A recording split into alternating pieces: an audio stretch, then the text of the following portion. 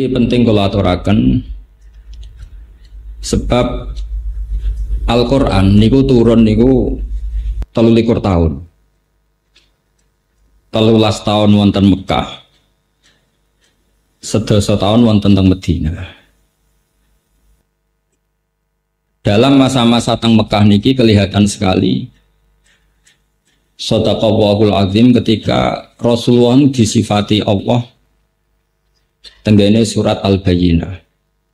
Gini ku Allah nyebut wong-wong kafir, cek niku ahli kitab, cek wong kafir Yahudi, Nasrani, nopo tiyang kafir Mekah. Niku dawuh pangeran, lam yakunil ladzina kafaru min ahlil kitab wal musyrikin munfakkina hatta ta'tiyahumul bayyinah.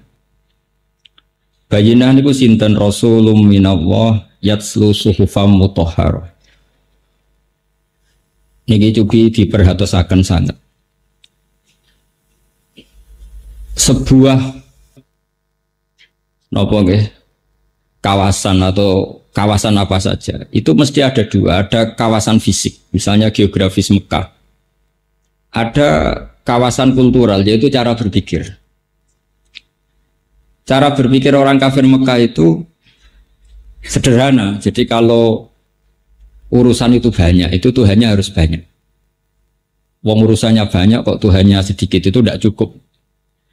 Sehingga cara berpikir mereka ketika Rasulullah mengajak ke Tuhan satu, kata mereka, aja'alal alihata ilaha wahida inna hadza la syai'un ujab. Masa urusan banyak Tuhannya satu itu aneh. Jadi menurut mereka Tuhan satu itu yang aneh. Bukan Tuhan banyak yang aneh, tapi Tuhan satu itu yang aneh. Dan mereka yakin seyakin-yakinnya itu cara berpikir yang benar. Sampai mereka mengatakan tadi, aja'alal alihata, aja'ala noto gawe sapa Muhammad al alihata ing pira-pira pangeran, digawe ilahan ing pangeran wahidan sing mung sitok. Inna hadza satamne iki, maksudnya ja'alul alihati ilaha wahida iku la syai'un ujab, sesuatu sing aneh. Nabi dengar itu, Nabi tahu dikomplain seperti itu. Tapi Nabi dengan teladan kemudian bikin satu tamsil. Tamsil itu logika analogis ya, logika yang pakai perbandingan yang gampang. Itu tamsil.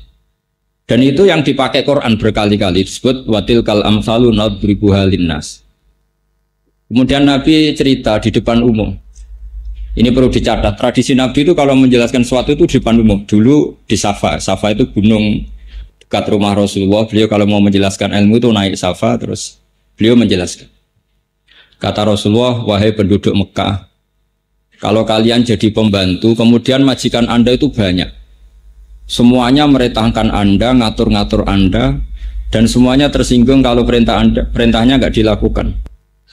Senang mana kalau kamu punya majikan hanya satu, perintahnya tunggal, jelas. Terus kata mereka, tentu Muhammad saya milih punya majikan satu. Kalau majikannya banyak repot. Disuruh orang satu aja repot, apalagi disuruh orang apa? Banyak, capek Muhammad. Terus Nabi menjelaskan, Tuhan kamu itu majikan kamu, yang menciptakan kamu, yang menciptakan langit bumi. Kalau Tuhan banyak, nanti perintahnya banyak. Seleranya beda-beda, pusing kamu. Oh ya Mat, oke Tuhan satu saja. Ini kearifan, sehingga ini yang disebut darabawu mathalan rajulan fihi syuraka umutasyakisuna wa rajulan salamal lirrajul. Hal yastawiya ni masalah. Kata Allah, alhamdulillah. Jadi di ayat itu saya sebut alhamdulillah. Allah bikin satu perumpamaan, ada seorang lelaki punya majikan banyak. Fihi syuraka umutasyakisun, punya majikan banyak. Dan satu lagi pembantu warojulan salamal lirojul. Satu lelaki punya satu majikan. Nasibnya enak mana? Mereka sepakat enak satu orang punya majikan satu. Kata Allah, alhamdulillah mereka sadar. Ini penting sekali saya utarakan karena sekarang banyak orang yang menekuni ulumul Quran karena kita tidak sempurna. Tapi kemudian tidak bisa semua. Itu tidak bagus. Saya dulu ngaji Quran sama Bapak. Kemudian saya pernah di Damaran beberapa bulan, termasuk dulu saya pernah ngaji di sini tapi belum ada pondok, bajak dari Damaran karena itu pondoknya buyut saya. Jadi saya ini turunan Kiai Damaran. Buyut saya itu turunan Pondok Dambaran belakang menara. Tapi yang saya paling prinsip wasiat bapak, pesan bapak itu, saya kalau manggil mang bapak, jangan sampai ada ilmu itu tidak detail. Karena musuh kita itu menyerang Islam itu lewat ilmu yang detail, lewat serangan yang detail. Sehingga kita butuh ilmu yang detail yang bisa mengalahkan argumentasi mereka. Yang kata Allah diistilahkan bal naqdhifu bil haqqi 'alal batil. Normalnya itu fayadmahu fa idza huwa zahir. Sesuatu kalau hak betul, itu kalau ketemu barang batil, mesti batilnya itu hancur, bukan sekedar kalah, hancur. Jadi damagho itu kalau di kamus itu halaku dimag, otaknya itu hancur berserakan, itu damagho. Jadi kekuatan barang hak itu kalau mematahkan kebatilan itu batilnya sampai hancur seotak-otaknya, seakar-akar. Sehingga saya termasuk orang yang optimis kalau ada sekolah perbandingan agama. Di Jogja saya ngajar lama sekali dan sebagian mereka cerita Bapak nanti di Jogja ada sekolah perbandingan agama. Menurut Anda gimana? Kata saya itu bagus. Yang penting jangan neliti Islam, tapi jangan neliti orang Islam, tapi neliti Islam. Kalau orang Islam kan bulat. Di Indonesia kalau ada copet ketangkep ya orang Islam. Yang ketangkep KPK ya orang Islam. Karena ya Indonesia mayoritas Muslim. Tapi kalau yang diteliti Islamnya, Islam mengharamkan zina, mengharamkan korupsi, mengharamkan ini itu. Nah contoh studi kasus misalnya begini. Ini contoh paling gampang. Jadi ciri utama kebenaran itu kalau mengalahkan barang hak, barang batil itu fayad mahu, hancur betul. Misalnya gini, ini contoh paling mudah. Kata Allah, firman Allah itu mal masih ibnu Maryam illa rasul qad khalas min qablihi rusul wa ummuhu siddiqah kana yakulani ta'am. Isa dan Maryam itu doyan mangan. Gitu. Tuhan itu sederhana sekali kalau nyifati Isa dan kenapa kamu Tuhan kan Isa dan Maryam itu doyan mangan gitu. Coba kamu teruskan misalnya dalam logika keseharian. Kang aku ini alhamdulillah didolani pangeran Kang, pangerane lesu tak keimangan terus sehat. Naif enggak kira-kira logika seperti itu? Wah itu mesti orang yang menuhankan Yesus itu tuntas. Karena apa kerennya punya Tuhan yang pemenang nak mangane utang kan malah kacau. Coba kamu logika Tuhan itu gampang. Logika yang ditanamkan orang gampang. Karena ya kula nitoam. Isa dan ibunya itu makan-makan.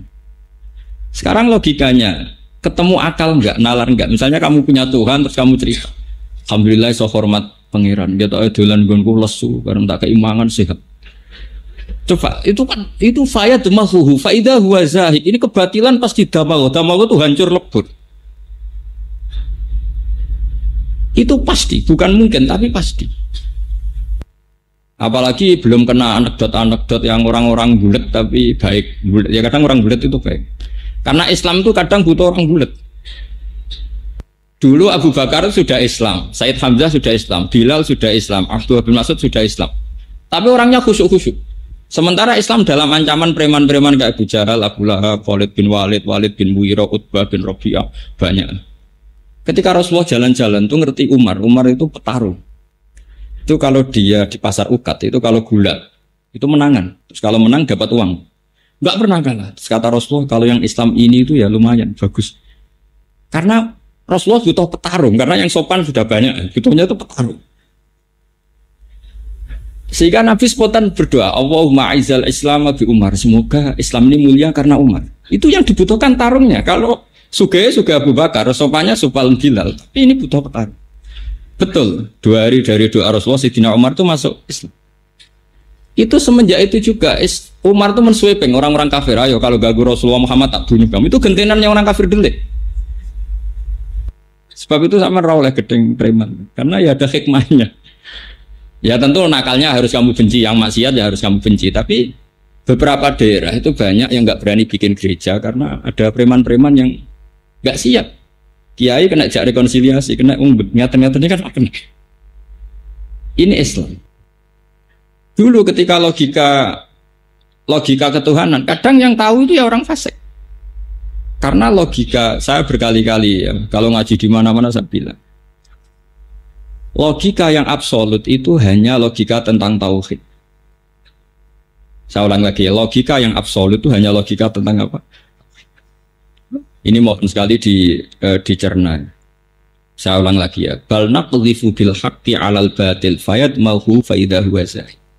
Sebagian ayat diredaksikan qul ja'al haqqu, kata Allah, wa ma yubdiul batil, dan barang batil itu tidak pernah muncul, wa ma yu'id, dan tidak akan kembali. Misalnya gini yang paling masyhur. Fir'aun itu ngaku sebagai Tuhan. Nabi Musa kata Musa, Tuhan itu yang menciptakan langit dan bumi. Fir'aun masih bisa menjawab, setahu saya kalau saya jalan-jalan yang dituhankan saya. Ma'alim tulakum min ilahin huiri, kata Fir'aun. Kata Musa terus bilang gini, Tuhanku itu ada di langit. Kata Fir'aun, Haman ibnili sorhal ali abdul asbab. Masyhur tuh ya, Haman ibnili sorhal ali abdul asbab. Haman, saya bikinkan piramida yang tinggi, saya mau melihat Tuhannya Musa, apa betul dia punya Tuhan. Sehingga ini panjang, kalau kesimpulan Tuhan itu siapa itu panjang, kalau akan bikin piramida kemudian dilihat di langit. Akhirnya Musa itu ganti argumentasi. Enggak gitu, gini aja. Yang namanya Tuhan tuh yang nuhani kamu dan nenek moyang kamu. Itu spontan di majlis itu yang iman banyak sekali, meskipun yaktumu imana, sebagian mereka menyembunyikan imannya. Karena mereka sadar kalau Fir'aun Tuhan, lalu yang nuhani nenek moyang dia siapa? Kan Tuhannya datang terlambat. Makanya ternyata mensifati Rabbus samawati wal ardi, mensifati Tuhan itu Tuhannya langit dan bumi, itu tidak meruntuhkan Fir'aun. Padahal lebih keren, Tuhannya langit dan bumi itu kan kayaknya keren, langit bumi. Tapi itu belum meruntuhkan cara berpikir Fir'aun. Tapi ketika diingatkan, Rabbukum wa Rabbu abaikumul awalin, Tuhanmu dan yang menuhani leluhurmu. Hadirin mikir, kalau Fir'aun Tuhan, dia punya kakek, punya nenek, lalu neneknya Tuhannya siapa? Ini kan Tuhannya baru datang, terlambat. Berarti babanya tanpa Tuhan. Pangeran kok kedisian itu terus piye? Lah ini namanya bal naqdhifu bil haqqi 'alal batil, pasti fayadmahu, pasti hancur. Nah ini yang saya mohon santri-santri Al-Ghuraba serius menekuni ini. Jadi nanti ada yang menseriuskan ini, saya juga kadang-kadang disowani santri-santri sini banyak yang kuliah. Mungkin dalam banyak hal kuliah itu tidak mewakili ilmu tasawuf, tapi mewakili ilmu logika. Jadi saya mohon yang ahli pikir ya nekuni di pikir, yang ahli akhlak nekuni di akhlak, yang ahli apa nekuni di apa. Karena kita tidak pernah sempurna. Tapi saya jamin kamu cari logika yang hak. Saya ulang lagi ya, cari logika yang hak. Saya bersaksi betul Pak Mustamir ini sering derekno politiknya Mbah Mun, dan saya muridnya Mbah Mun lama sekali. Saya di sarang, saya ngajar saja 9 tahun teman pondok. Misalnya begini, ini contoh gampang, logika politik misalnya ya, ini contoh gampang. Betapa pentingnya logika yang absolut, yang hak. Dulu Islam masuk di Selat Malaka itu Singapura, Malaysia, Indonesia, Thailand itu bareng. Di Patani, di Thailand, saya pernah ke Thailand, itu Islamnya milih Sufi, yes negara PPN. Mereka Sufi. Tahu-tahu negara ini dikelola non-Muslim. Akhirnya orang Islam jadi objek, jadi subordinat, jadi objek. Mereka bikin undang-undang yang merugikan Islam dan nganggap Islam itu problem. Karena mereka penguasa ya enak saja. Islam itu subversif, Islam itu ilegal. Dikuyo-kuyo, disiksa macam-macam. Beda dengan dulu istiadatnya Wali Songo. Ketika itu masih ada Majapahit, tapi Wali Songo sudah bikin Demak Bintoro. Supaya apa? Bikin negara. Kalau bikin negara kita ini punya syaukat, bukan diatur tapi mengatur. Setidaknya kita punya kecakapan mengatur. Betul. Demak Bintoro bikin negara sehingga mulai Wali Songo sampai sekarang ada tradisi ulama punya kecakapan ngatur negara. Dulu ada Pak Nasir, ada Kiai Haji Agus Salim. Era modern ada Gus Wahid, abahnya Gus Dur, ada Gus Dur. Sekarang di Rembang ketua DPR ya putrane Mbah Mun, Gus Kamil. Bupatinya teman saya Kaji Hafid. Sehingga sekarang itu kayak tempat-tempat prostitusi dikejar-kejar oleh Satpol PP, bandar narkoba dikejar-kejar polisi. Coba kalau kita abai sama negara, kemudian yang punya syaukah kekuasaan orang-orang dolim, jangan-jangan orang soleh yang dikejar-kejar orang dolim. Nah ini namanya logika. Logika ini harus mantap sehingga kamu ijtihad itu an ilmin. Kalau kamu nekuni politik ya an ilmin. Begitu juga misalnya kamu nekuni ingin kaya raya, nggak apa-apa, asal an ilmin, yaitu tadi Kebayang nggak misalnya santri hafid hafal Quran, gurunya Cina terus kadang kon goreng daging babi, kan tersiksa. Saya tuh punya temen, cerita saya, Gus saya ini ikut Cina. Itu perempuan cerita saya. Kalau nak goreng daging babi itu jadi tersiksa, Gus. Tersiksa itu kalau disuruh nganter anaknya ke gereja dan di situ belajar kemusyrikan. Dia masih ingat kaidah ngaji ar-ridho bil kufri kufrun, ridho kafir itu kufur. Nah, di sini terus banyak orang Islam yang ngotot. Orang Islam kudu kaya. Enggak apa-apa, asal al-inbin. Yang ingin politik ya monggo supaya ada syaukatus soleh ala zolim. Yang soleh itu yang ngatur orang apa? Zolim. Jangan yang zolim ngatur orang apa? Soleh. Begitu seterusnya dalam wilayah. Fil ilmi juga gitu. Misalnya saya lebih nekuni ilmu. Saya teruskan lagi tadi yang masalah hatta ta'tiyahumul bayyinah. Ciri utama Rasul itu adalah orang yang bisa menjadikan orang kafir itu tercerabut dari akar kekafiran. Bisa munfakin, bisa infikak, bisa mereka tercerabut dari akar kekafiran. Yaitu tadi, mereka dari punya Tuhan banyak, dijelaskan sama Nabi, kalau Tuhan kamu banyak, itu seperti kamu punya majikan banyak, perintahnya beda-beda, kalau nggak kamu turuti marah.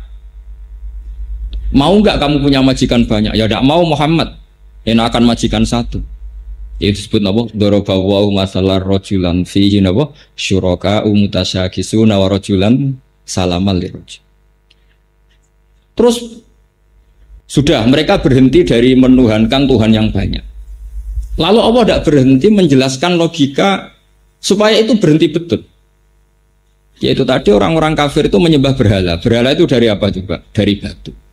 Terus dicuci, kalau kotor dibersihkan. Terus Allah bikin satu tamsil. Dorobawahu mathala. Ini mestinya wakaf ya. Kalau dalam ilmu takotek itu wakaf ya. Tapi kalau di tradisi kiroah ya enggak. Abdam mamlukan. Abd yang mamluk itu dimiliki. Sing layak kediru ala ini kalau waca sesuai kaidah fikih. Yang tidak mampu Pak. Orang-orang kafir kayak gini sama Rasulullah. Wahai orang-orang kafir Mekah, kamu mau nggak punya budak pembantu yang lumpuh?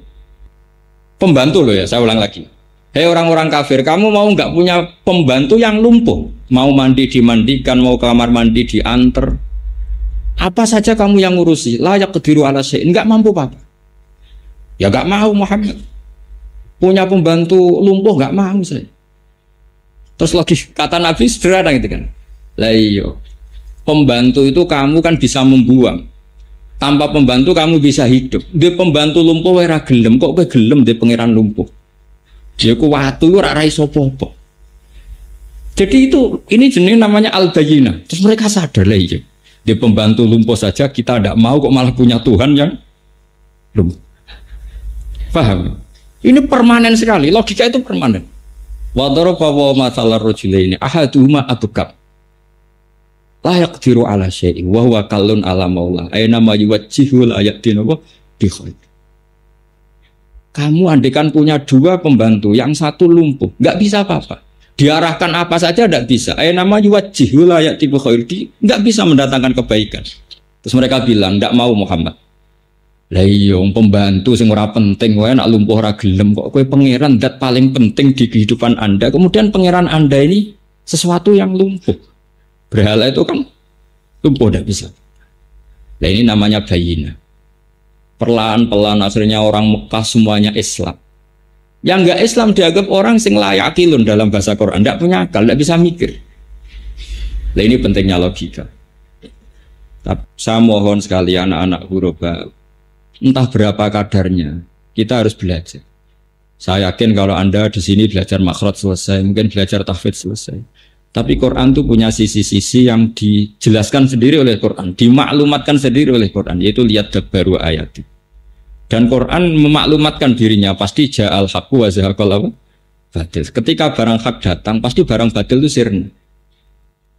Ini penting saya jelaskan karena kalau Quran sudah sampai seperti ini jadi solusi. Jadi solusi minal fitan, kata Rasulullah. Ketika cerita fitan, terus kata Sidin Ali, wa mal makhruju minha ya Rasulullah. Lalu untuk keluar dari fitnah itu apa? Jawabnya Nabi, kitabuh, yaitu kamu harus belajar apa? Kitabuh. Tentu belajar yang seperti saya utarakan. Setelah belajar makhraj, tasfid, Kamu belajar tafsir yang seperti saya jelaskan. Makanya saya tadi cerita, saya singgung sedikit.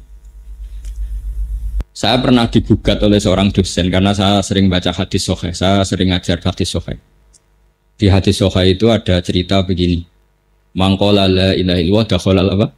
Jannah. Di situ ada kata-kata wa in zana wa in saraq. Meskipun pernah zina, pernah maling. Kata si dosen tadi, Pak Bah, ini kan seakan-akan Islam melegalkan zina.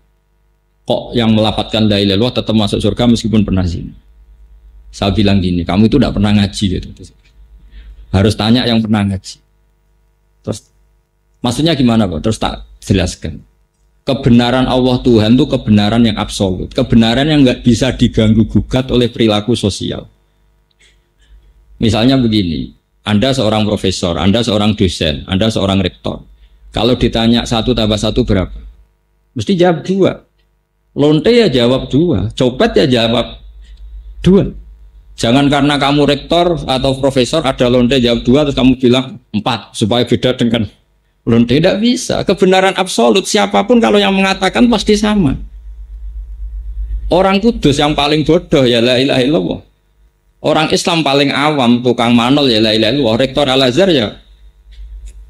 Karena kebenaran bahwa Allah Tuhan ini kebenaran yang absolut. Yang mengatakan siapa saja harus kita terima dan harus kita benarkan. Itu maknanya Nabi wa in zana wa in saraq. Bukan melegalkan zina, tapi kebenaran ini begitu absolut sehingga yang zina pun kalau mengatakan harus kita benarkan. Kayak orang yang pernah zina, pernah maling bilang 1 tambah 1 2, benar apa salah?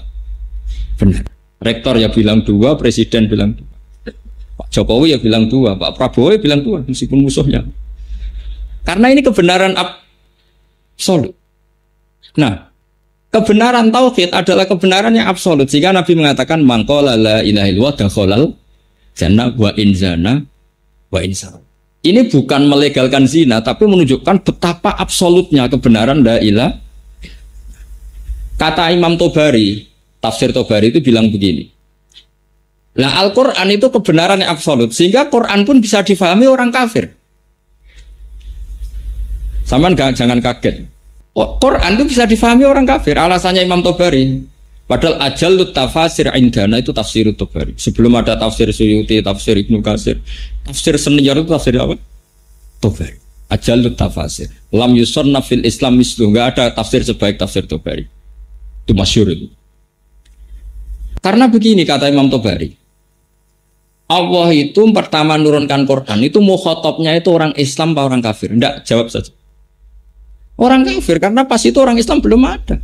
Belum ada santri Kudus, belum ada santri Rembang, belum ada. Yang ada orang kafir. Makanya ada Quran yang qul ya ayyuhal kafirun. Memang adanya orang kafir. Gimana? Gimana? Qul ya ayyuhal kafir. Setiap khitab itu ya sampean kalau ngaji tafsir Jalalain, ya Ibn Nas ya kufaro Makkah. Tapi Quran ini dengan logika hak yang absolut. Orang kafir pun tuh mikir. Saya ulang lagi. Orang kafir pun kalau didawi Allah itu mikir. Buktinya apa? Banyak yang menjadi muslim karena bisa dilogika. Ya, kebenaran Islam bisa nopo? Dilogika. Masyhur itu. Sayyidina Umar masuk Islam tuh karena mendengarkan apa coba? Surat apa? Surat Toha. Masyhur itu. Sayyidina Umar itu mau nyari Rasulullah, mau dibunuh. Terus ketemu orang, Umar kamu mau kemana? Saya mau nyari Muhammad, mau saya bunuh. Karena dia soba'ah, soba'ah itu keluar dari tradisi kita. Umar kok repot-repot golek Muhammad, adikmu dewe saiki wis soba'at, adiknya itu perempuan. Dicarilah adiknya. Pas dicari adiknya, ternyata adiknya itu sedang belajar Quran sama suaminya. Pas itu belajar surat Toha. Pas kertas itu mau diminta, kata adiknya, kamu itu kafir, musyrik, kamu harus mandi dulu. Ya mau mandi dulu terus coba baca, dibaca Toha ma anzalna alaikal qur'ana litasqa illa tazkiratal liman yakhsha. Itu nangis ya dia masih kafir. Gak mungkin yang seperti ini dikarang manusia. Paham gak dia? Masih kafir.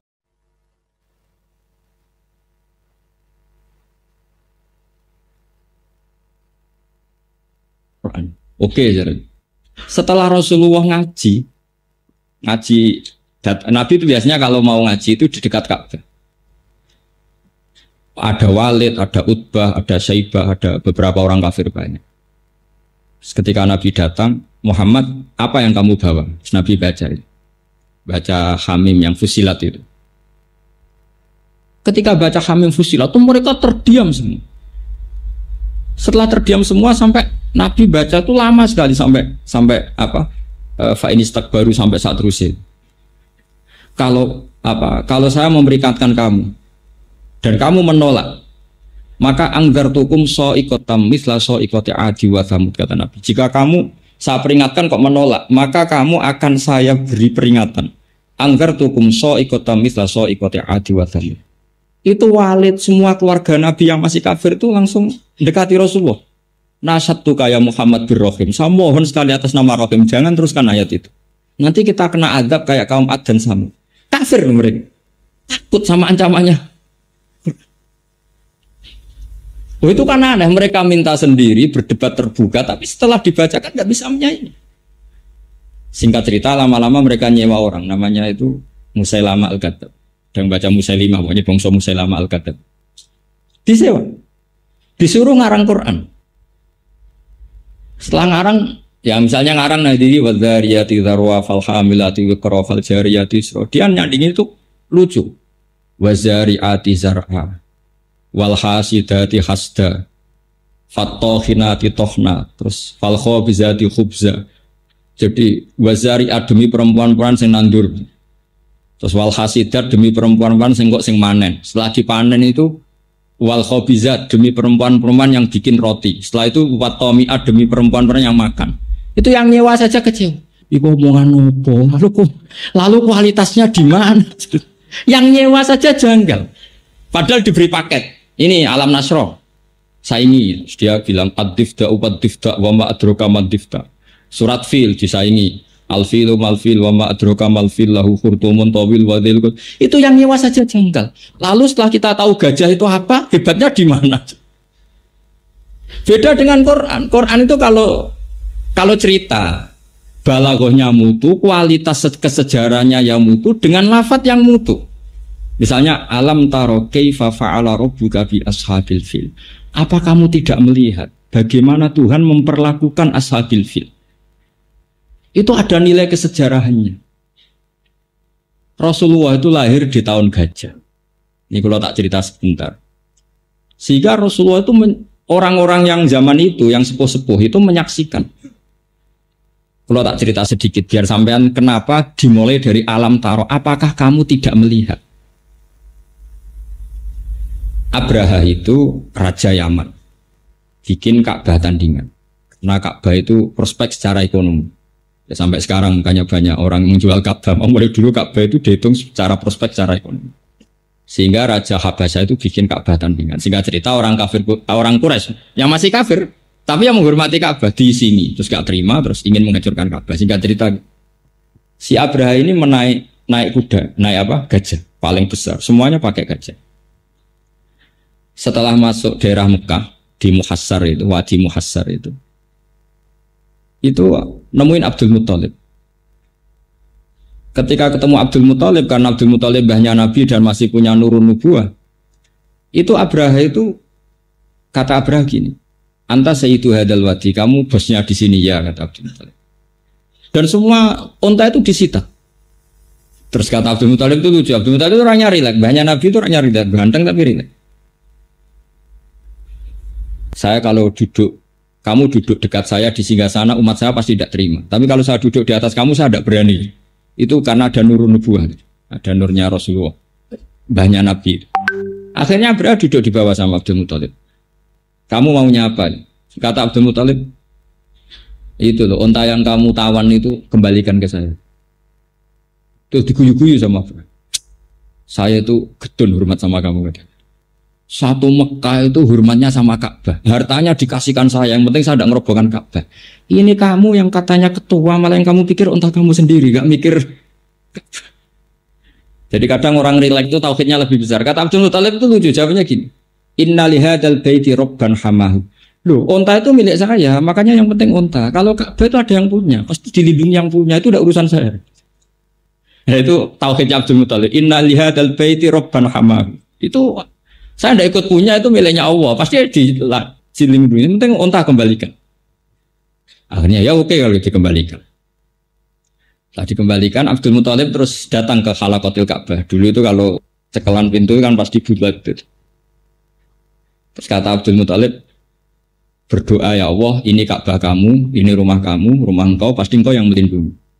Setelah itu bilang ke kaumnya, wahai kaumku, ayo ke gunung. Melihat apa yang nanti dilakukan Allah. Ya terus ke gunung. Setelah ke gunung, pasukan Abraham mau menghancurkan Ka'bah, datanglah burung apa? Ababil. Sehingga disebut alam taro kaifa fa'ala rabbuka di ashabil. Apa kamu tidak melihat peristiwa ketika Allah mengutus Ababil menghancurkan ashabil fil? Artinya kalimatnya, notnya jelas, kofiyahnya jelas, kualitas bahasanya jelas, kesejarahnya jelas. Jika kualitas alam taroki fa'ala rabbuka bi ashabil fil gak bisa disaingi dengan al-filu mal-fil wa ma adroka mal-fil lahu khurtumun tawil wa dhailuhu qasir. Kamu tahu gajah? Gajah itu gerangan apa gajah? Yang belalainya panjang, yang buntutnya pendek. Yang nyewa saja kecewa. Yang nyewa itu kecewa. Jualan, gak usah bayar, gendeng. Nah itu yang disebut di Quran, innahu fakkar wa qaddar fakutila kaifa qaddar summa kutila kaifa qaddar summa nazar summa abasa wa basa. Mereka itu berpikir keras bagaimana cara mereka ngomentari Quran. Innahu fakkar wa qaddar. Tak komentari piye Quran. Di akal piye ora iso. Sampai summa nazar, mereka berpikir lagi. Nazar itu maknanya berpikir. Bareng ra ketemu, semua abasa itu merengut. Basaro yang merengut. Jadi abasa itu merengut. Basar yang disuruh ngorder saja lama sekali. Karena memang nggak mendapatkan celah kekurangan. Makanya saya mohon sekali, kalau saya tadi kan bilang al-bayinah. Jadi kalau jenengan ngaji Pak Mustamir, kok misalnya beliau sakta, ya sama harus ikut sakta. Meskipun tidak tahu ilmunya. Tapi setelah itu kamu harus belajar kenapa sih harus sakta. Andai kan nggak ada sakta, maka Quran itu kualitas balaghahnya itu drop turun, mungkin nggak mutu. Misalnya begini, contoh saya sering mencontohkan. Tentu kita pertama terima saja dari guru. Misalnya faidahu min al-jidasi ila rabbil alamin terus qalu ya wailana mempa'atsana mimmar qadina atau sakta hadza ma wa'adar rahman. Ketika orang-orang kafir ini bangun dari kuburan, itu mereka tanya, "Mam ba'atsana mim marqadina?" Siapa sih yang bangkitkan kita dari tidur kita? Tentu yang ngomong ini qail yang sa'il, mustafid. Terus hadza ma wa'adar rahman adalah malaikat yang menjawab, yang membangunkan kamu adalah Allah yang Rahman. Berarti qailul awal adalah orang kafir yang bangun dari kubur. Yang qail maqalah saniyah adalah malaikat yang jawab. Berhubung koilnya beda, ditaktek, diputus pakai sak. Paham? Coba andekan nggak kamu sakta, mempa'atsana mim marqadina hadza kan kacau. Sopo sing nangekno aku, sing nangekno pangeran kan ngomong-ngomong dhewe dijawab-jawab. Oh itu kan kacau. Meskipun kamu nggak perlu tahu ilmunya sakta, pokoknya nurut sih. Sama seperti di awal surat Kahfi. Alhamdulillahilladzi anzala 'ala abdihi kitaba wa lam yaj'al lahu iwaja wa lam yaj'al lan orang gawe sapa Allah taala lahu maring kitab maring Quran ora digawe iwajan ing bengkok qayiman yo ora digawe jejeg kacau enggak kalau kamu baca langsung Quran yo ora bengkok yo ora jejeg kafir halus. Tapi dengan tradisi sakta itu kelihatan wa lam yaj'al lan orang gawe sapa Allah lahu maring Quran orang gawe iwajan ing bengkok mandek. Ora bengkok itu maknane qayyimah. Maksudnya ora bengkok maknane apa? Justru dengan sakta ini qayyiman itu natijah dari tidak iwijat, tidak iwat, itu artinya apa? Qayyimah. Artinya apa? Barokah. Jadi semua pilihan-pilihan wakaf lazim, wakaf kopi, itu pilihan-pilihan yang itu menunjukkan kualitas Al-Quran.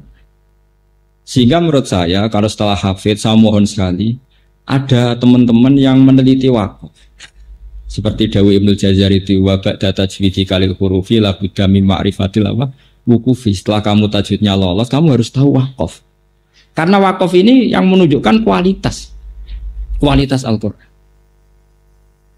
Kenapa demikian? Karena tadi misalnya memba'atsana mim marqadina, siapa sih yang membangunkan kami? Terus Allah menjawab lewat malaikat, hadza ma wa'adar. Sekarang kan berarti makalah ula qailnya beda, makalah sani qailnya beda. Supaya kelihatan beda, dekat dipotong lewat apa? Saktah. Jadi saktah itu tidak main-main. Bisa ulang lagi, saktah itu tidak main-main. Makanya ada ulama mengatakan sebetulnya takotiul Quran, makoteknya itu ada ratusan. Cuma Imam Asim menamakan yang 4 itu saktah. Sebenarnya masih banyak lagi. Cuma mungkin kadang dinamakan wakaf karena ini urusan riwayat. Pun kembali lagi ke Al-Bayyinah. Nanti saya mohon sekali, sampean kalau seneng Quran betul, itu harus berlatih bayyinah tadi, hatta ta'tiyahumul bayyinah. Terus Rasulun minallah yatslu suhufan. Kata Imam Ibnu Hajar Al-Asqalani dalam Syarah Bukhari, Allah itu sudah perso kalau nasibnya Quran nanti itu di mushaf. Karena secerdas-cerdasnya orang pasti punya lupa. Dan kalau lupa orang pasti kembali ke mushaf. Sehingga Rasulullah disifati Rasul itu adalah orang yang membaca mushaf. Rasulun minallah yatslu suhufan. Suhufan itu kalau diisimkan maf'ul jadi mushaf. Sohifa, sohif, fahuwa nawa, wadhaka nawa, mushaf. Nah, mushaf ini kemudian era Abu Bakar, Umar dikumpulkan dengan ketua tim namanya Ubay bin Ka'ab, ada Zaid bin Sabit. Kemudian mushaf ini ditulis dengan standar Rasul Usmani. Ini yang mulai aneh. Kenapa pakai Rasul Usmani? Karena lugat Quraisy itu aneh. Lugat Quraisy itu tidak bisa ngomong Hamzah. Jadi orang Quraisy itu tidak bisa ngomong Hamzah. Orang Tamim senengannya Hamzah. Sehingga orang Quraisy itu kalau ngomong, misalnya seperti qiraah kita, alladzina takhudhu dinahum huzuwan, itu pakai huzuwan, pakai wawu. Padahal nggak ada di bahasa Arab. Huzuwan itu nggak ada. Yang ada itu haza'a, yahza'u, hus'an. Makanya dalam qiraah apa hus'an, huzu'a. Yang ada itu mahmus apa? Lam. Sama, walam yakullahu kufuwan ahad. Kufuwan itu nggak ada dalam bahasa Arab. Hanya adanya di bahasa Quraisy. Bahasa Arab itu yang ada kuf'an, pakai hamzah. Saman kalau ngaji fikih, kitabul akifah, babul kuf'i, pakai hamzah. Sehingga selain Asim bacanya ya kuf'an, kufu'an, karena memang itu bahasa Arab. Tapi bahasa Quraisy kufu'an, hamzahnya gede wawu. Makanya ini juga harus ada yang neliti. Saya ulang lagi, ilmu ini juga harus ada yang neliti. Disebut ilmu Rasul Usmani. Sehingga misalnya Imam Nafi' karena dia orang Madinah, nggak pati dekat sama suku Quraisy. Kalau baca ya wan nabiin, ya ayuhan nabiu. Karena memang Nabi adalah orang yang menceritakan perintah Allah. Disebut nabiun, wong sing cerita. Nabi ibadi anni annal ghafurur rahim. Nabi critakno sira. Saiki tak sampean tak takoki sing maknane cerita iku nabiyun apa nabiun? Nabiun pakai hamzah. Amma yatasa alun anin nabail adzim. Mestinya isim fa'ile yo nabiun, wong sing cerita. Imam Nafi' baca nabiun karena dia orang Madinah, dia ada orang Quraisy. Tapi Rasulullah orang Quraisy itu nggak mau baca apa? Hamzah. Akhirnya dibaca ya ayuhan nabiyyu wan nabiyyin, bukan wan nabiyyin. Ini penting saya utarakan sih, kan nanti kalau ada orang-orang orientalis yang menyoal kenapa sih Quran pakai ya, pakai wawu, padahal itu hamzah. Itu lughatu Quraisyin. Orang Quraisy itu nggak bisa melafadzkan apa? Hamzah. Makanya huzwa, buatan huzuan, saya sampai tasrif. Padahal kalau fi'il, Imam Asim itu uniknya, kalau fi'il itu dibaca dengan hamzah. Allahu yastahzi'u bihim. Makanya ada saja qiraah asing yastahzi bihim. Nah, tapi orang Quraisy itu karena tokoh-tokoh besar menang. Sampai ada iqlal. Sampai saya tak iqlal misalnya. Amana yu'minu imanan fahuwa mu'min, coba. Amana asluhu a'mana. Ala wasni af'ala. Ubdila alhamzatu saniyah alifan limujanazatnya fasara amana. Coba yu'minu. Ya sama. Makanya ada qiraah yu'minu karena tadi orang Quraisy enggak mau yu'minu, maunya yu'minu. Lah lucunya kalau imanan harusnya kan a'mana yu'minu imanan, dielal iman. Makanya kalau ada qiraah mesti ya hamzah itu dibaca 2 kali. Misalnya qul ara'aytum ma tad'una min dunillah aruni madza khalaqum minal ardi am lahum syirkun fis samawati tuni. Kalau fis samawat itu nih, karena logikanya ikti kan gitu ya, ikti hamzah. Saya ulang lagi, ikti itu hamzah, kemudian ada kasroh sebelum hamzah. Untuk limunasabatil kasroh hamzah diganti apa? Ya akhirnya itu nih, paham ya? Itu normal. Jadi meskipun kalau kamu latihan sabah, pokoknya anut guru. Saya ulang lagi, pokoknya anut guru. Tapi kita yang belajar ilal itu normal, normal secara kesejarahan normal. Buktinya tadi, kenapa ikti diganti iti? Karena ada kasroh. Kasroh itu menuntut ya. Makanya ikti jadi apa? Itu nih sama. Akmana yu'minu ikmanan. Terus diganti apa? Imanan. Karena apa? Ada kasroh, berarti munasabahnya apa? Ya. Ini penting saya utarakan. Sehingga nanti orang-orang barat mau nyoal Quran dari segi makna yang nggak bisa, dari segi lughat juga nggak bisa, dari segi Rasul Utsmani juga nggak bisa. Khawatir saya itu punya tulisan tentang Rasul Utsmani. Di antara guru-guru saya yang saya beri tentu Mbah Mun, keluarga Yambu ya saya kasih, termasuk Pak Mustamir ya saya aturi. Kenapa belum terjual di pasar? Saya itu masih belum ingin tuh terjual di pasar. Entah kalau suatu nanti ya. Yang penting tuh saya mentarbiyah. Beberapa teman yang seneng nekuni itu tahu. Karena Quran sing jame ini sebagian cara Allah menjaga itu lewat mushaf. Disebut Rasul Utsmani karena Allah mensifati Rasulun minallah yatslu suhufam. Terus kedua contoh itu lasta alihim bimusaidir. Itu di bahasa Arab, saitoro itu udah ada yang pakai sot. Sampai cari munjid, cari kamus Marbawi, cari kamus apa aja nggak ada bahasa Arab saitoro itu. Yang ada itu saitoro pakai sin. Imam Asim tahu itu karena beliau orang alim. Tapi riwayat gurunya baca sot. Makanya terus akhirnya ditulis sot atasnya sin. Kalau nggak terbaca ditulis sin di bawahnya. Wawaw yakbidu wayab sutu ditulis sot atasnya dikasih sin. Kalau yang nggak terbaca sinnya di bawah sot. Karena Imam Asim tahu ini masalah, cara bahasa Arab itu masalah. Tapi secara riwayat harus seperti itu. Makanya tengah-tengah ditulis sot dikasih apa? Sin. Kalau sinnya terbaca diletakkan di atas, kalau nggak terbaca diletakkan di bawah. Itu ilmu yang jelimet tapi harus ada yang jaga. Saya termasuk orang yang menekuni itu. Bukan apa-apa, karena ini balaghah. Jadi nanti orang mengkritik Quran itu tidak punya tempat. Kok zaman sampeyan Rasulullah zaman Sugeng itu yang kritik Quran itu ya banyak. Misalnya begini ada ayat innakum wa ma ta'buduna min dunillahi hasabu jahannam antum laha waridun law kana haula'i alihatam ma waraduha. Padahal Allah jelas dawuh pakai ma itu li ghairil akil untuk yang enggak punya akal. Innakum satamne sira kabeh wa malan barang. Mestine wa malan barang. Mestine lho ngene. Tak buduna kang nyembah sira kabeh min dunillah iku hasabu jahannam dadi rup-rupane neraka jahanam.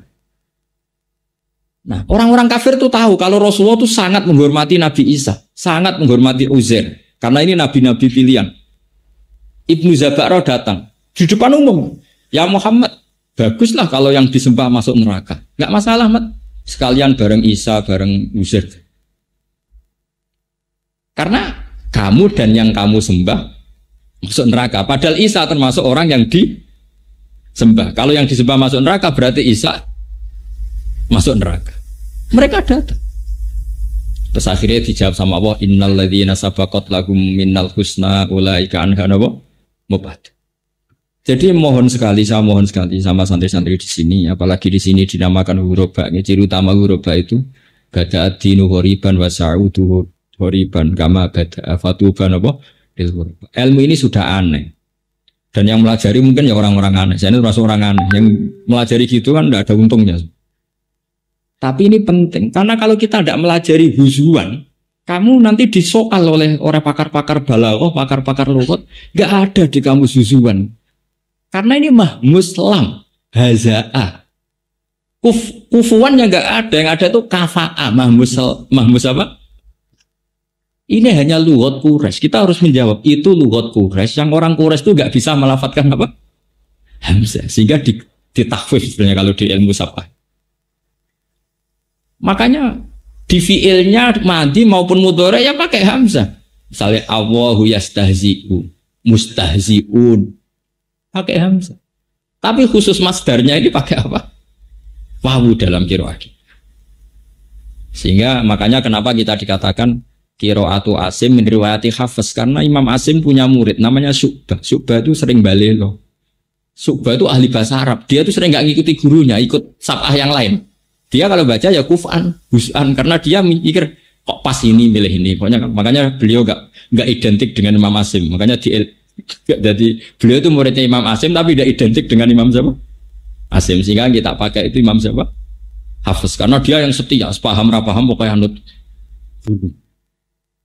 Tapi menurut saya ini bagus ya. Memang tradisinya murid harus seperti itu.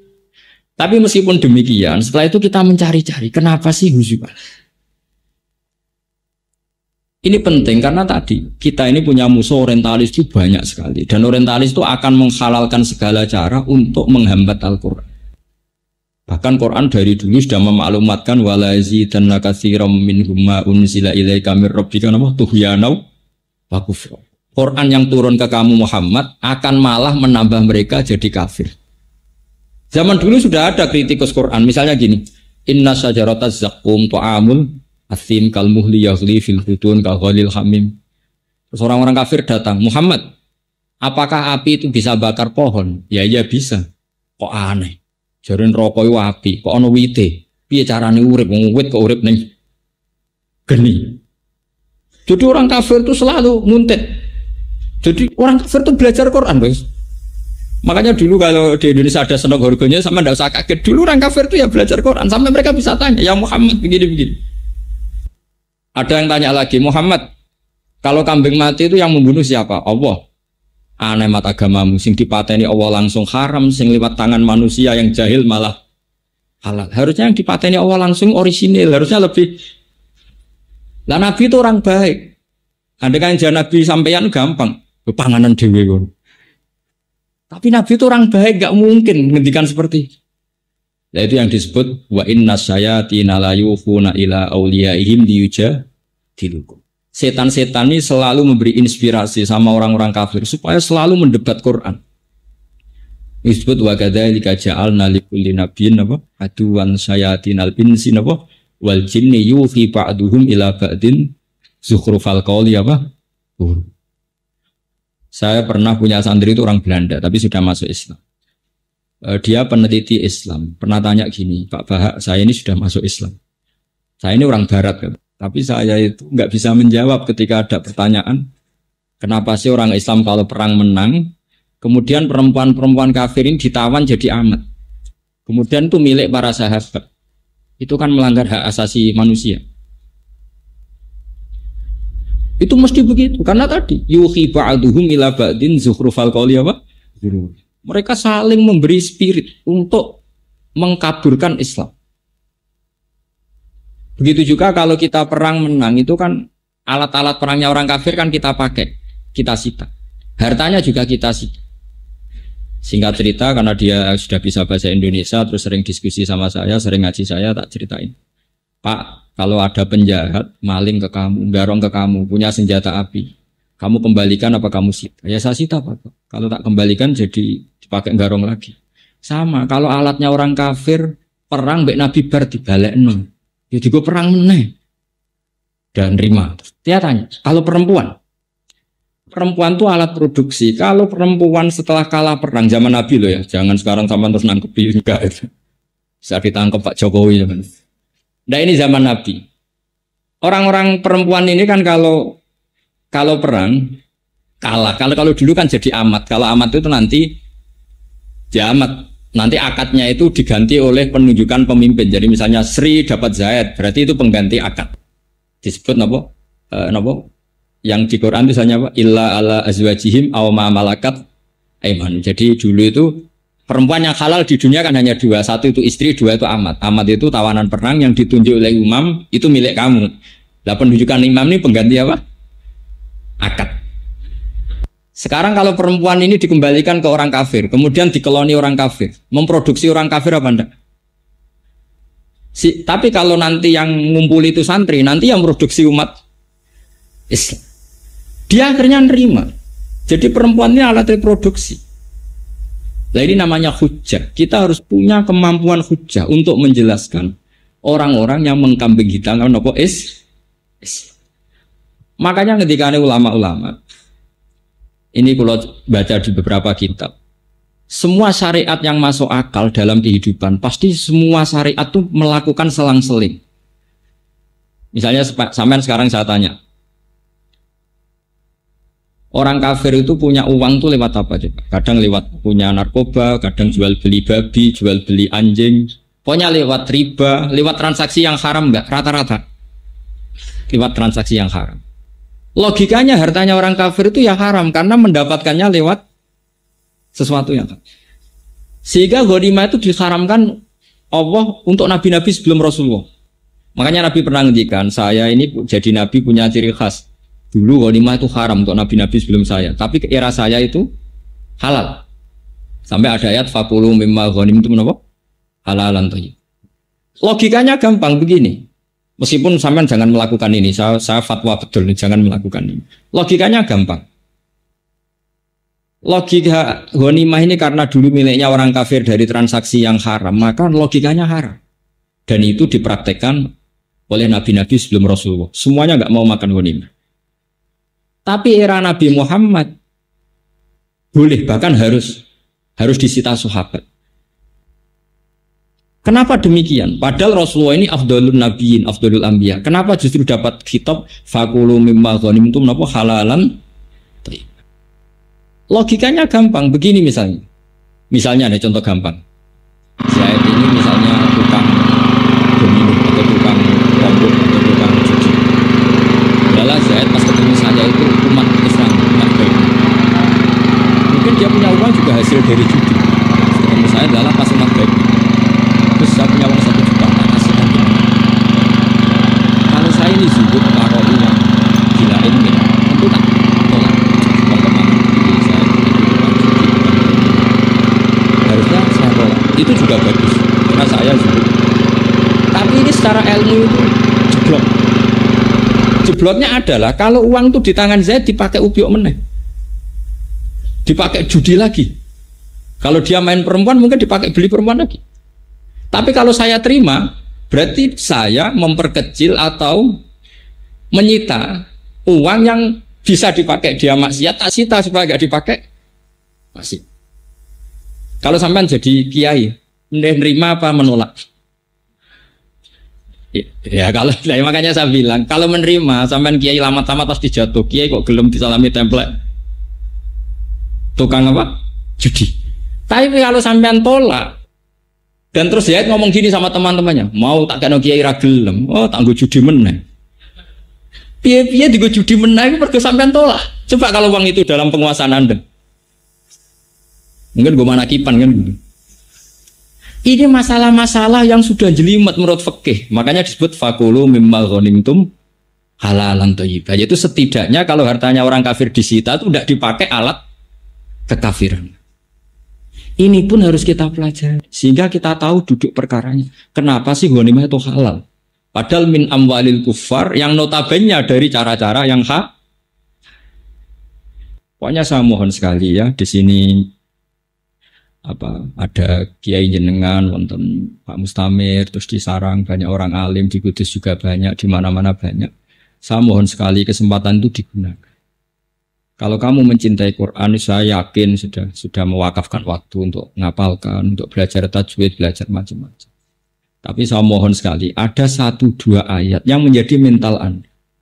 Karena dulu di antara doanya Nabi yang diajarkan ke Abu Bakar itu, waj'alil Qur'ana mukhi wa asbi wa azmi wa sya'ri wa lahmi. Sebagian riwayat itu wa takhlitahu bidami wa asbi wa ruhi wa mukhi wa azmi. Dan Quran ini ya Allah campurkan menjadi darah saya, sumsum saya, mental saya. Misalnya begini yang saya alami ya, ini saya tahadus bin yang saya alami. Misalnya ada ayat qul bi fadlillah wa bi rahmati fa bidzalika apa? Falyafrah. Atas nama fadlnya Allah, rahmatnya Allah, kamu itu yang senang. Saya itu belum pernah sholat tidak senang. Karena logikanya gampang. Orang sampai maksiat melihat dangdutan itu ya cari senang. Orang sampai demenan ya cari senang. Orang maksiat itu rata-rata cari senang. Quran tahu kalau orang maksiat itu cari seneng. Makanya Quran bilang, kalau kamu jadi orang baik ya seneng. Sehingga kalau kamu sudah seneng, nggak ingin cari seneng yang lewat maksiat. Ini penting saya utarakan. Sehingga orang-orang alim dulu itu kalau nazuman, kalau bersyair, itu ya kayak yang dilakukan Habib Syahid. Laula kaya zinatal wujudi ma toba aisi wala wujudi wala taron namtu fi sholati wala ruku'i wala sujudi. Andekan ndak ajaranmu ya Rasulullah, saya tidak akan hidup itu bahagia. Wala taron namtu fi sholatin, saya ndak akan nyanyi-nyanyi dalam sholat saya. Taron itu nyanyi-nyanyi kecil. Tidak usah dipraktekkan, nanti sholat kamu batal. Yang penting taron itu seneng banget sampai kayak agak-agak nyanyi. Wala ruku itu kalau sholat itu seneng sekali. Caranya seneng gimana? Dilatih. Lah pelatihan ini yang diajarkan Imam Ghazali. Misalnya begini, Imam Ghazali kalau ngelatih itu sederhana sekali. Kalau kamu punya masalah banyak, utang banyak, nggak ada orang yang percaya, semua ada masalah. Datang saja kamu ke kuburan. Ini kata Imam Ghazali dalam kitab Ihya. Terus kamu bilang gini, ya Allah, semua yang mati ini itu ingin kembali ke dunia. Hanya karena ingin sujud kepadamu ya Allah. Semua ingin kembali ke dunia karena ingin melafadzkan la ilaha illallah Muhammadur Rasulullah. Dan saya masih di dunia. Coba, andai kan orang Fir'aun, semua orang kafir yang mati di seluruh dunia, mintanya dikembalikan ke dunia itu ingin melafadzkan apa? La ilaha illallah Muhammadur Rasulullah. Dan kita masih di dunia. Sehingga terus kita merasa nikmat ketika kita sujud nikmat. Ya Allah, sujud ini yang akan menyelamatkan saya dari neraka. Sujud ini ya Allah, kenangan terbaik saya saat saya nanti di akhirat. Lalu akhirnya sempurna. Alhamdulillah Gusti, ketika orang lain nikmati maksiat, saya nikmati sujud ini. Alhamdulillah ya Allah, jenengan sangoni kula mbek sujud. Wah, akhirnya asik. Sajadalaka wajhi wa sam'i wa basori. Terus. Akhirnya nikmati betul. Nah kalau orang sudah asik seperti ini akan jauh dari maksiat, bukan karena terpaksa, karena sudah asik dengan kebenaran. Itu disebut qul bi fadlillah wa bi rahmatihi fa bidzalika falyafrahu. Ini solusi. Nah yang saya inginkan di sini adalah kamu punya kebenaran itu kebenaran yang solutif. Makanya saya mohon sekali teman-teman muslim yang politik isniati ada syaukatus soleh ala zalim. Barokahnya ada partai-partai Islam, banyak umat Islam yang ngatur perda. Ono Satpol PP bedagi lonte, bedagi penyakit masyarakat. Coba kalau yang mimpin mereka, sesuai sing soleh sing dibedagi. Kayak Islam di Thailand yang Jumatan dibedagi, yang di Rohingya itu Myanmar itu. Barokahnya kiai-kiai politik, alhamdulillah. Meskipun sampai tidak harus ikut politik, ngerti logikanya. Mosok Mbah Hasim derek Masumi kurang ngerti, Mbah Mun derek P3, Pak Mustamir mboten ngerti, mesti perso. An ilmin, semuanya itu karena ilmu. Meskipun Anda tidak harus ikut karena Anda tidak bakat, atau orang bakal jadi lah cara nyalon. Tapi sementing ngerti logikanya, sehingga gampang husnudzon sama orang-orang soleh. Nah ini menurut saya semua ilmu itu sampai bayina, itu hatta tak diagumul apa? Jangan sampai ilmu itu lamat-lamat. Bahaya kalau ilmu lamat-lamat. Nanti tidak punya kekuatan hujjah. Nah, ilmu yang bisa mengalahkan kebatilan adalah ilmu yang diceritakan di Quran tadi. Bal naqdhifu bil haqqi 'alal batil mesti fayadmahu fa idza huwa zahiq. Kayak tadi. Ketika Isa disifati tukang makan, kana yakulani to'a. Wah, itu naif semua sudah. Mau didolani pengiran alhamdulillah iso nyogati. Mau malah tak bontoti ketok seneng. Paling tinggal sahur. Kowe gelem di pengiran sing sifatnya seperti itu. Oh naif kan. Artinya apa? Kalau nanti ada sekolah perbandingan agama, kemudian mereka baca Quran, di situ ada kenaifan-kenaifan, ironis-ironis, di mana selain Allah itu nggak mungkin jadi Tuhan, mereka rata-rata masuk Islam. Makanya Anggrono belajar Islamologi, pendeta-pendeta, biarawati banyak yang masuk Islam karena logika Quran itu nggak akan terkalahkan. Pasti balnab lifu bil hakti alal batu mesti fayat mahu mesti faidahu anabo. Makanya masyhur itu dalam guyonan-guyonan, yaitu anekdot tapi harus penting. Jadi ada orang Nasrani itu peneliti Islam. Katanya Muhammad kekasih Allah. Kok perang Uhud kalah? Masa kekasihnya dikasih kalah? Jadi yang Islam pinter. Tuhan punya watak gitu. Melihat anaknya disalib ya dibiarin. Itu kan kuat. Karena menurut Nasrani itu Yesus itu anak Tuhan dan menurut mereka mati di salib. Akhirnya asem. Ini hujah. Ya hujah memang mulai dulu seperti itu. Ya kayak tadi. Rabbukum wa rabbu abaikumul awalin. Nabi Ibrahim kalau debat itu ya juga nggak sopan-sopan amat. Memang debat itu butuh nggak sopan. Masyhur itu. Jadi di hari Lebaran, hari pesta itu semuanya keberhala. Singkat cerita pas waya makan-makan, semuanya dihancurin sama Nabi Ibrahim kecuali patung yang paling besar. Singkat cerita terus mereka tanya, siapa yang melakukan ini? Kata mereka, qalu sami'na fata yazkuruhum yuqalu lahu napa? Ibrahim paling Ibrahim sing biasa ngenyek berhala Ibrahim dipanggil. Kamu yang melakukan ini. Jadi Ibrahim tanya sama yang bawa pedang. Jadi ketuane, wong kok goblok gitu. Wis ngerti ra iso omong kok nakoki. Itu ya mereka goblok-goblok Nabi Ibrahim. Wong kok goblok iki. Fas'aluhum in kanu yantikun. Farajau ila anusim faqalu innakum antumud kowe dolim berhala kok nakoki karwan ra iso omong. Nabi Ibrahim, uffil lakum wa lima ta'buduna min dunillah. Nah aku nakoki berhala goblok, kowe luwih goblok. Berhala kok mbok sembah.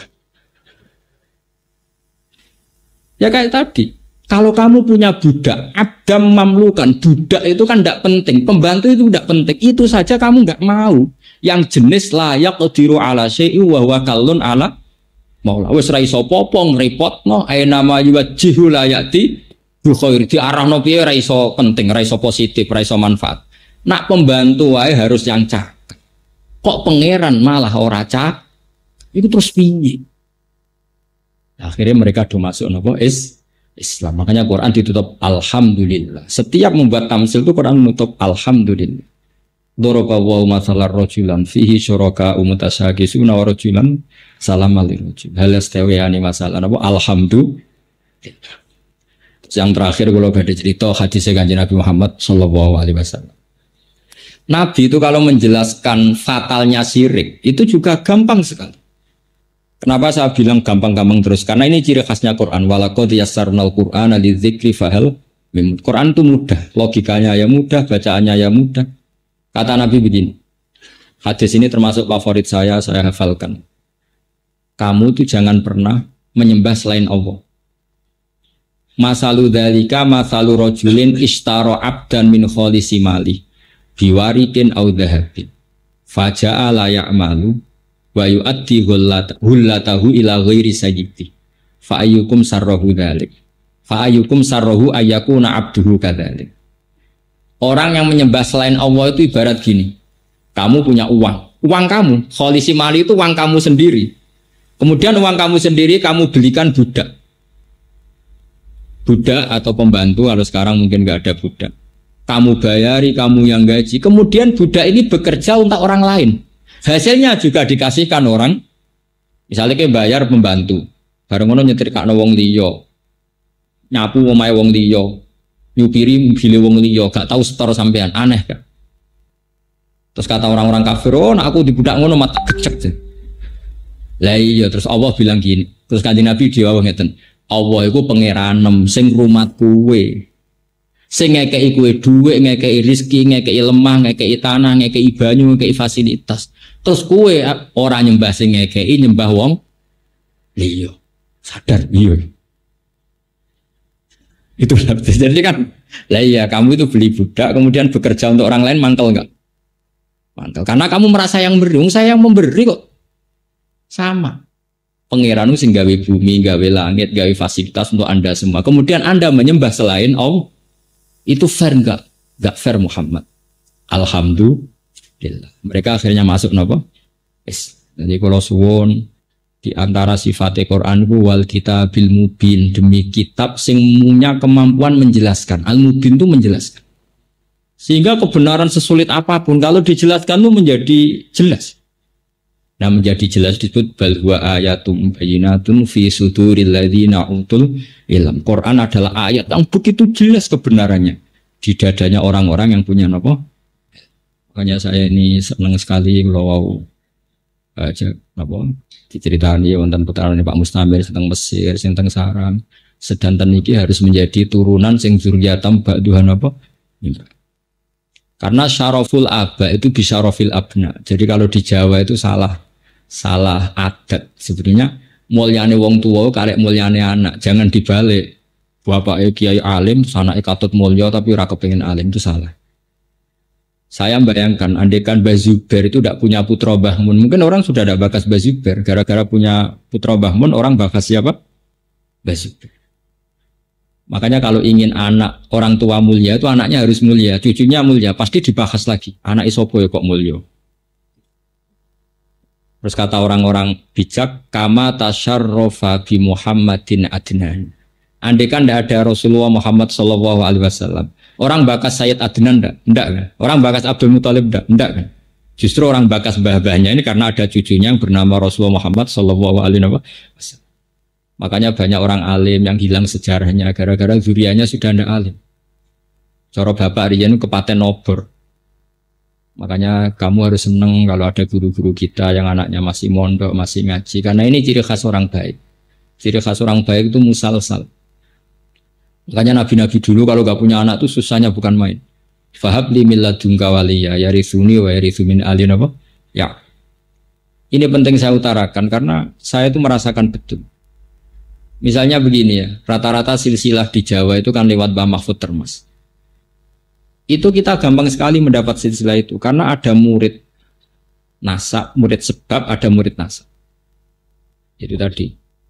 Kenapa kita dekat sekali dengan kitab yang bernama Ithaf Syaratnya Ikhya? Karena Mbah Mahfud itu punya abah namanya Mbah Abdullah. Mbah Abdullah punya abah namanya Mbah Abdul Manan. Itu ngaji sama Said Zabidi yang nyari kitab apa? Ikhya. Begitu juga kitab I'anatul Thalibin. Kenapa banyak di Indonesia? Dulu Mbah Mahfud itu ngaji sama yang ngarang I'anatul Thalibin. Mbah Mahfud gurunya Mbah Hasyim Asy'ari. Mbah Hasyim punya murid Mbah Karim. Mbah Karim di antara muridnya Mbah Maimun. Jadi dekat sekali kita dengan guru-guru kita. Begitu juga sanad-sanad Quran. Misalnya Pak Mustamir ngaji Mbah Arwani, Mbah Arwani ngaji Mbah Munawir. Mbah Munawir itu ya murid ya teman dekatnya Mbah Mahfud. Ketika Mbah Mahfud kabundut punya putra namanya Muhammad masih kecil, dibawa Mbah Munawir ke Jogja. Singkat cerita terus nikah sama orang Betengan, terus punya putra Ki Harir, sekarang punya putra Gus Muhammad. Ini sanad. Nah, lagi-lagi kenapa saya menerangkan sanad? Orang Torekoh itu orang yang fanatik guru. Kenapa fanatik guru? Karena ketika kebenaran disifati Allah itu menyebut orang. Yaitu ihdinas siratal mustaqim. Siratal mustaqim itu apa? Siratal ladzina. Makanya kata Mbah Mun, kata Bapak, wong kudu hormat guru nih. Supaya misalnya nyontoni sholat, kayak nyontoh sopo? Nyontoh Allah. Gak bisa. Tetap nyontoh guru. Makanya kebenaran itu siapa? Kebenaran adalah ngikuti siratal ladzina. Sehingga kebenaran butuh master. Masternya siapa? Ya guru-guru kita. Tapi sekarang enggak.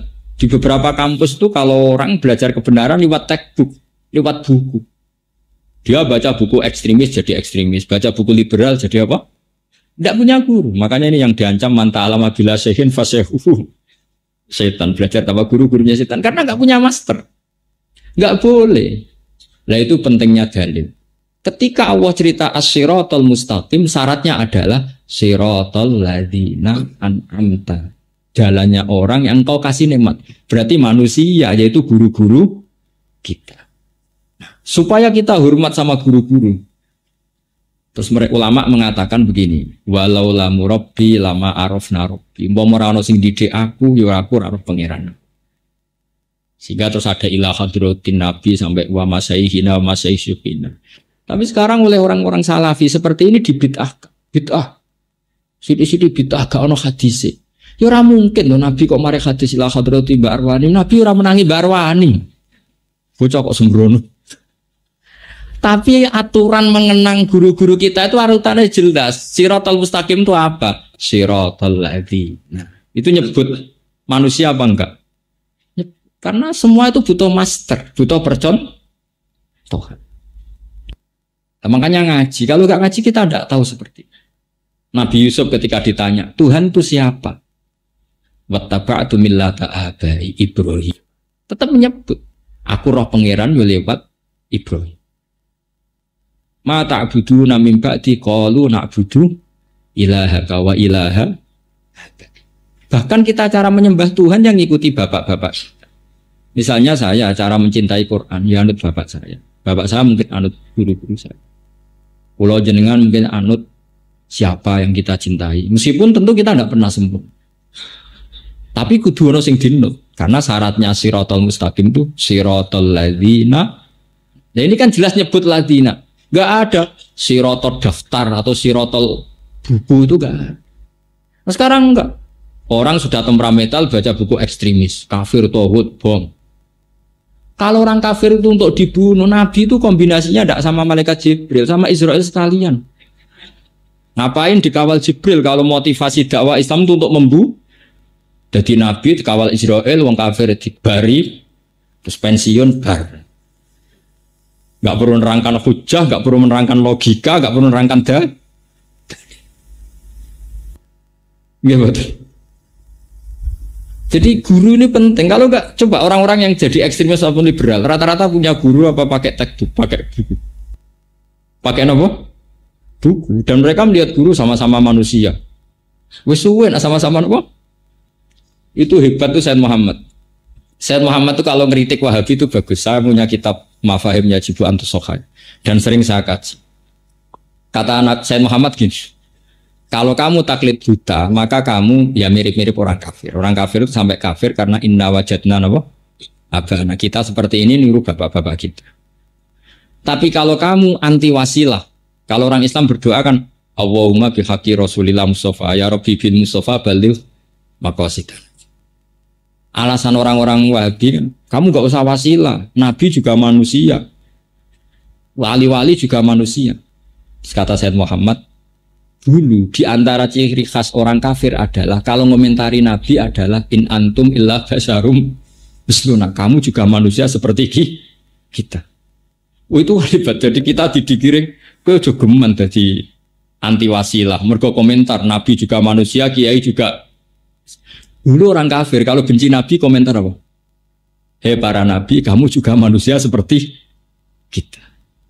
Nah, dengan tradisi menghormati guru di atas rata-rata, berarti kamu keluar dari tradisi orang kafir. Paham sih kalau maksud? Makanya Pulau Suwon ini mungkin apa? Pulau Suwon sekali, terus Pulau senang sangat, sakit belajar bersama sama jenengan. Yang penting setelah hafal itu saya mohon sekali ini pesanin Nabi bahwa balighu ani walau ayat. Terus ada ayat 2 ayat yang jadi malakah kamu, jadi watak.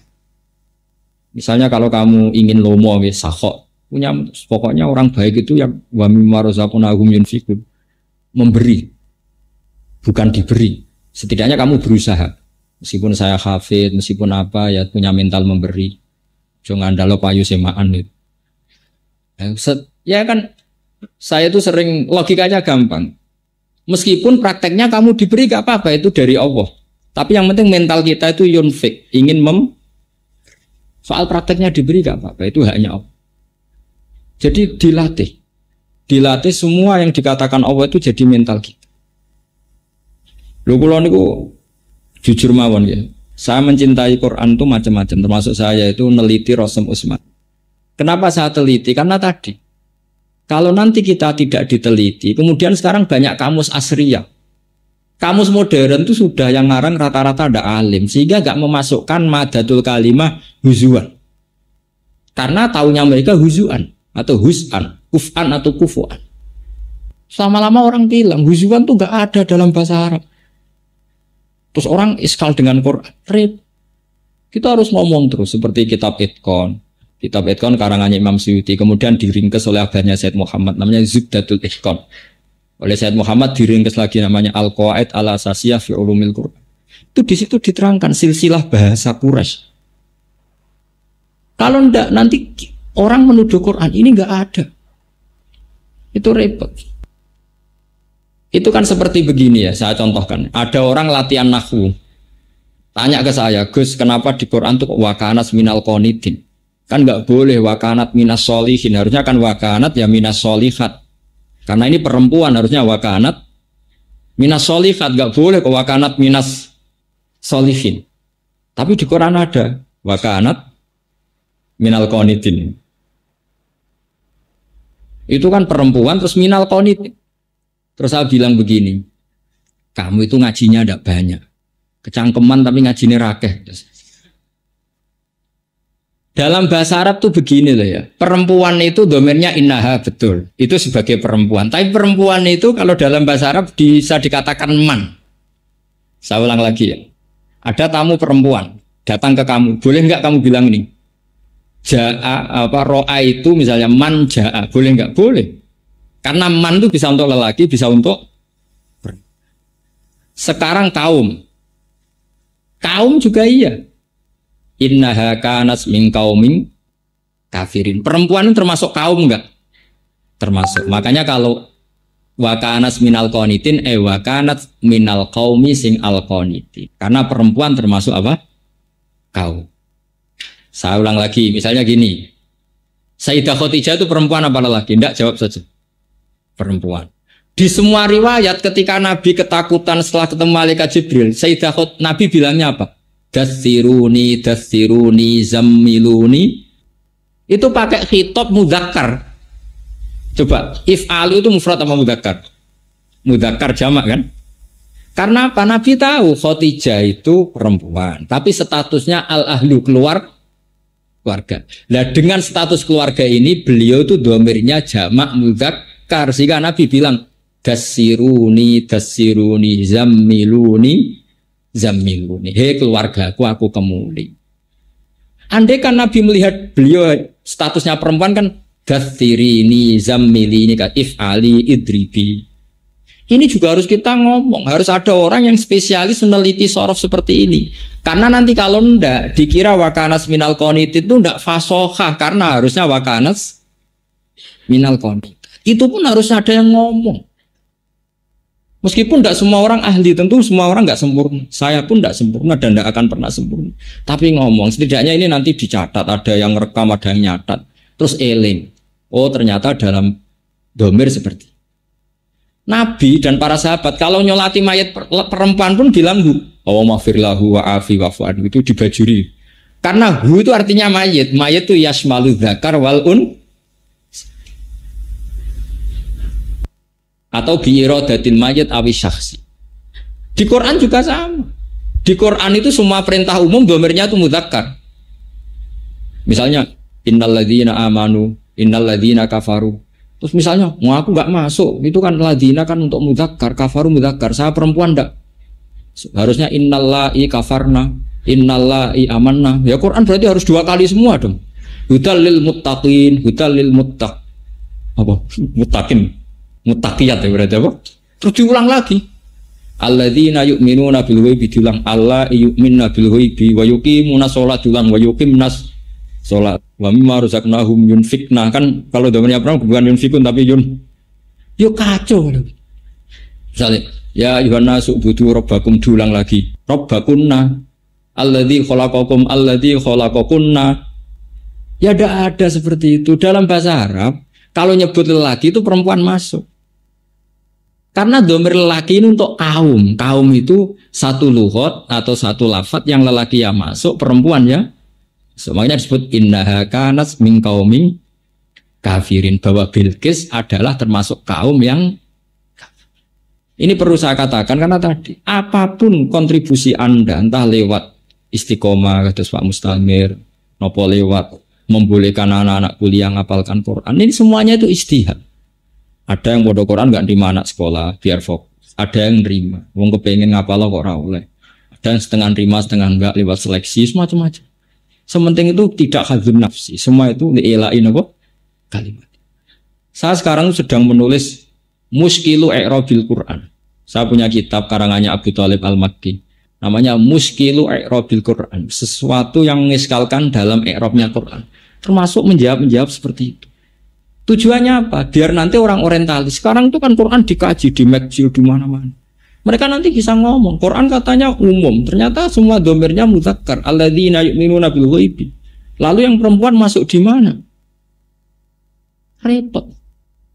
Tapi lewat ngaji-ngaji ilmu balaghah kamu tahu. Ya, saya ulang lagi ya, lelaki atau perempuan namanya kaum. Baila adin akhum huda, kaum ad misalnya. Kaum itu umum. Lah umum ini domirnya lelaki. Berarti kalau bilang domir lelaki adalah yasmalu dzakar napa wal. Ya, kalau nyuwun ngapunten ingkang kathah, billahi taufiq hidayah. Assalamualaikum warahmatullahi wabarakatuh.